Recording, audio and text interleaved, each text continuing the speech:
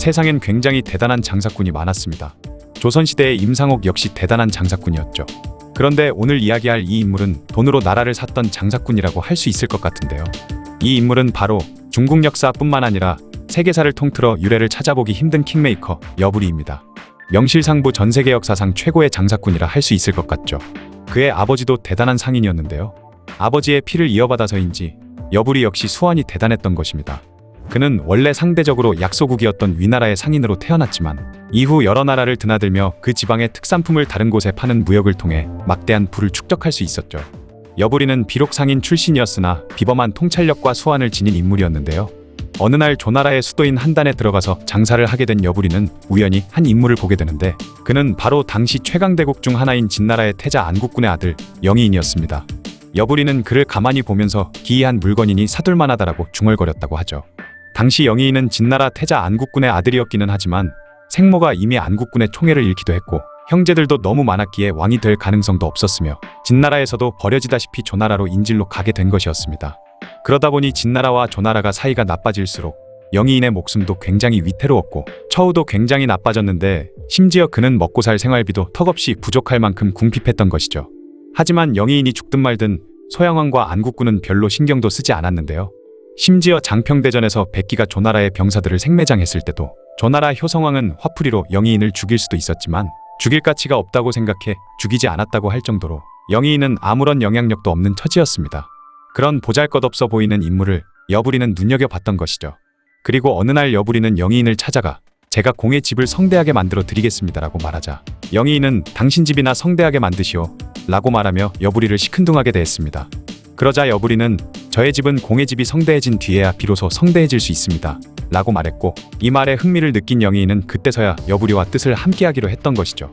그리고 여부리는 자신의 아버지를 찾아가 천하를 수확할 씨를 뿌리겠다며 설득했고 영의인에게 전 재산을 투자하기 시작했습니다.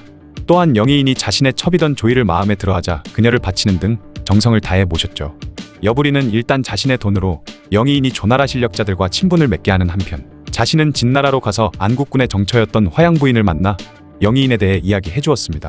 화양부인은 안국군의 정처였지만 자식을 낳지 못하고 있었고 그러다 보니 안국군은 자신의 후계자를 정하지 못하고 있는 상황이었죠.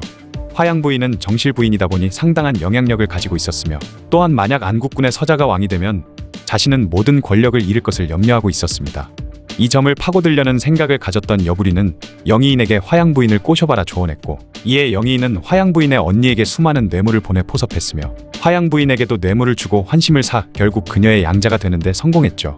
그리고 화양부인은 영의인에게 초나라의 자식이라는 뜻의 자초라는 이름까지 지어주었습니다. 그러던 기원전 257년 진나라 장수 왕을이 조나라 수도 한단을 공격해오자 이에 개빡친 조나라 효성왕은 영자초를 죽여버리라는 명령을 내리는데요. 여부리는 병사들에게 무려 황금 600근을 뇌물로 뿌려 영자초를 조나라에서 탈출시켰고 그의 아내 조이와 아들 영정은 숨겨주었습니다. 그리고 기원전 250년 안국군이 효문왕으로 즉위하면서 영자초 또한 진나라로 돌아가 태자가 되었죠. 그렇게 여부리의 계획은 어느 정도 맞아 들어가고 있었습니다. 그런데 소양왕이 55년 동안이나 왕위에 있었기 때문에 안국군이 왕위에 올랐을 땐 이미 나이가 엄청 많았던 것이죠. 그런 이유로 효문왕은 왕이 된 지 단 3일 만에 세상을 떠나버렸고 영자초가 드디어 진나라의 장양왕으로 왕위에 오르게 되었습니다. 그렇게 여부리는 할아버지와 아버지에게 버림받고 죽든 말든 조나라의 인질로 보내졌던 서자 출신의 보잘것없던 왕족인 영자초를 당시 초강대국 중 하나인 진나라의 왕으로 만드는 기적적인 일을 성사시켜버렸죠. 이에 장양왕은 자신이 왕위에 오르는데 가장 큰 공을 세운 여부리에게 수많은 땅을 내리고 문신우에 봉했으며 진나라의 승상으로 임명했습니다. 여부리는 처음 아버지에게 뿌리겠다고 말했던 천하를 수확할 씨가 드디어 발아한 것이었죠. 그렇게 그는 진나라의 재상이 되어 막대한 부뿐만 아니라 명예까지 거머쥘 수 있었습니다. 이후 그는 장양왕의 명을 받들어 군대를 끌고 가 주나라를 완전히 멸망시켰고 진나라 정계의 가장 강력한 실세로 거듭났죠. 그런데 장양왕 역시 3년 만에 죽음을 맞이하게 되면서 그의 아들이던 영정이 왕위에 오르는데 그가 바로 훗날 전국을 통일해 첫 번째로 황제가 되는 진시황제입니다. 어쨌든 영정이 12살의 어린 나이로 왕위에 오르자 약 10년여의 기간 동안 여부리는 섭정을 하게 되는데 여부리의 능력 또한 뛰어났던 덕에 섭정 기간 동안 큰 혼란 없이 무난하게 국정을 이어나갔죠. 효문왕과 장양왕이 왕위에 오르고 엄청나게 빠른 시간 안에 죽어버리자 여부리가 어린 영정을 왕으로 세워 권력을 독차지하기 위해 두 왕을 독살했다는 설까지 나돌 정도였습니다. 야사에서는 조이가 영의인에게 바쳐질 때 이미 임신 중이었고 조이가 낳은 아들 영정은 사실 여부리의 아이였기 때문에 자신의 아들을 왕위에 올리기 위해 그랬다는 설도 있죠. 어쨌든 영정이 왕위에 오른 후 그는 승상보다 더 높은 자리인 상방의 자리까지 올랐는데 이후 왕의 아버지와 다름없다는 의미로 자신의 칭호를 중보라고 했다고 합니다. 그렇게 왕보다 더한 위세를 떨치게 된 여부리는 많은 신하들을 포섭해 자신의 편으로 만들었으며 자신의 집 앞은 항상 문전성시를 이루었고 그는 능력이 뛰어난 인물 3천여 명을 식객으로 들였다고 하죠. 이때 당시 집에서 여러 잔심부름을 시키기 위해 고용한 사람만 1만여 명에 달했을 정도로 자신만의 친위대를 키워내고 있었던 것입니다. 여부리는 학자나 선비, 도인 등에게도 후원해주며 투자를 아끼지 않았던 덕분에 그는 당시의 지식인들에게는 꽤나 존경받는 인물이었으며 당대의 석학들과 신하들로부터 평판도 굉장히 좋았습니다. 이후 여부리는 자신의 이름을 영원히 역사에 남기기 위해 막대한 자금과 수많은 학자들을 동원해 여시춘추라는 일종의 백과사전을 만들었는데요.